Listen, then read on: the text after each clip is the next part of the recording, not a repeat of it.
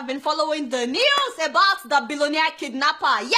Kudos to the Nigerian police for arresting that 36-year-old man who became a billionaire by kidnapping people. I'm talking about Chukwudumeje George Onwuamadike, aka Evans. The guy became a billionaire by kidnapping people. Fat judgment day is coming. I'm telling you, a lot of people have died in the hands of kidnappers in Nigeria. A lot of lives have been destroyed. And he's making billions. He said he started in the year 2000. By the way, he said that was after he stabbed his fiancée because she didn't want to marry him at that time. He was 19 years old at that time. A teenager. And he stabbed the girl for not wanting to marry him. That has nothing to do with him kidnapping. But he said that after he escaped, that was when he started doing kidnappings. Apparently, when he kidnaps people, sometimes he would follow people from the airport, people that are coming from abroad, and kidnap them right at the entrance of their home, so that their family members can start looking for money to save them. There is this assumption that people that live abroad must have a lot of money. I don't know why people think so. There are some people that he kept for months,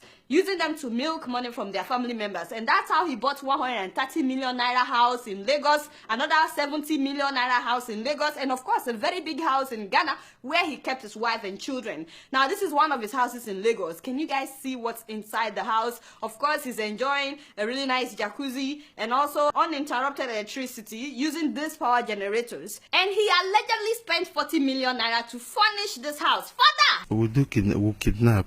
The highest money we collected is from First Act, $1 million. Money that somebody worked for. You see what I'm saying?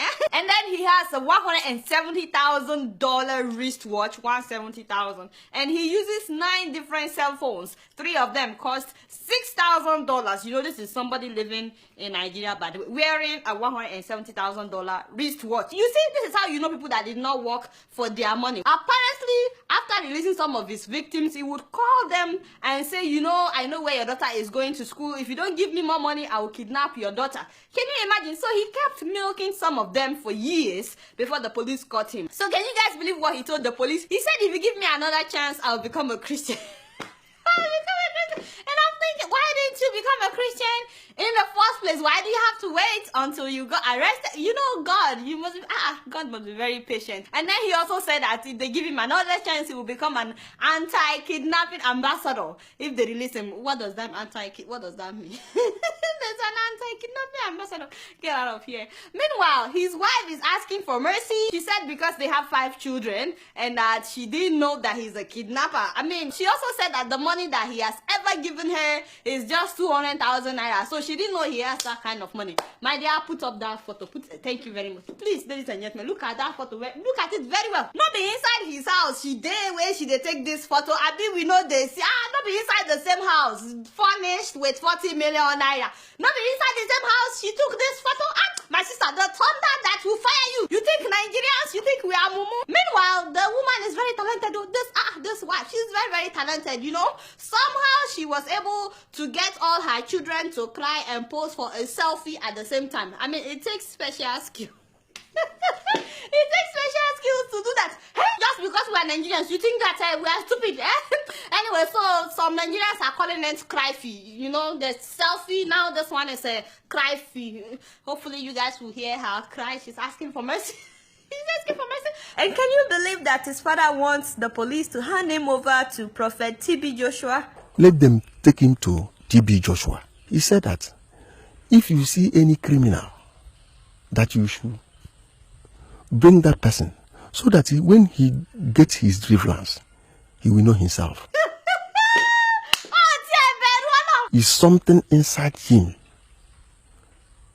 that is messing up, not that person. You cannot make this. You can't make this up. By the way, some Nigerians are advocating that the guy should be released. Though I don't know. I don't understand them. Please let me know what you think about this case. Some Nigerians have started a movement that the guy should be released. People should have mercy on him. No. That's it. You see, Nigeria, anything goes in Nigeria. What is Free Evans campaign? What does that mean? That is harassed nonsense. Let me tell you, we are sensationalizing a lot of issues in this country. I'm telling you, there's nothing you will see in Nigeria. Of course, policemen were celebrating his arrest. They were dancing.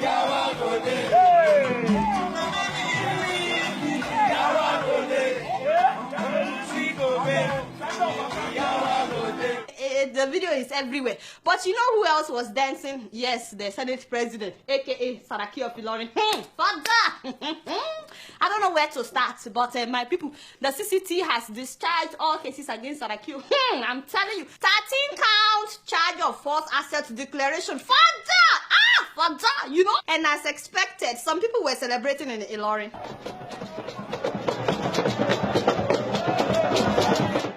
APC member of Kwara State and all peace-loving people of Kwara State, we are very, very happy. Chai!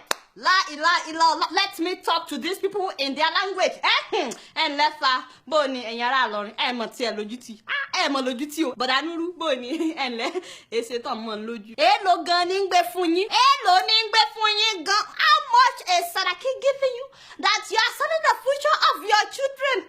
Father, how do they sing that song in Ilorin? Simi de Ilorin, yeah, simi de Ilorin, Ilorin for yeah, simi de Ilorin. I wonder what Afoya would say today with what the people of Ilorin are doing. But you know, I'm not surprised by this ruling, you know, because before Saraki, there has been some other untouchables in Nigeria. You know, when Tinubu was taken to the CC, put up his photo. Alaji Boni, you're welcome, Jare, Bamileko, Jagaban, and let's don't mind calling it. When this man was taken to CCT the other time, you know, some Nigerians, they have short memory syndrome. Let me refresh your memory. When this man was accused of false asset declaration, just like a Bukola Saraki, of course, everybody knows that Tinubu controls Lagos, all the properties. This is just what people are saying, by the way, not me. Did he not get away with it? So why won't Saraki get away? The federal government has appealed the Saraki's judgment, Abi. But honestly, I don't think anything will come out of it. Not the same Nigeria we all day. Not today. Waiting we never see for Nigeria. Father, judgment day is coming for every one of you. Every one of you. You guys don't know anything. Guess what? I'm just keeping it real. Growing up in Kenya, my sister and I were very close. But like any sisters, we fought a lot. She always got new clothes, and I always got hand-me-downs. Now she's putting her children through school in Kenya. We still fight sometimes, especially when I send money for the kids. I tell her, buy some clothes for the younger one, and we both laugh. With nearly 500,000 locations, our app and online, this is moving money for better.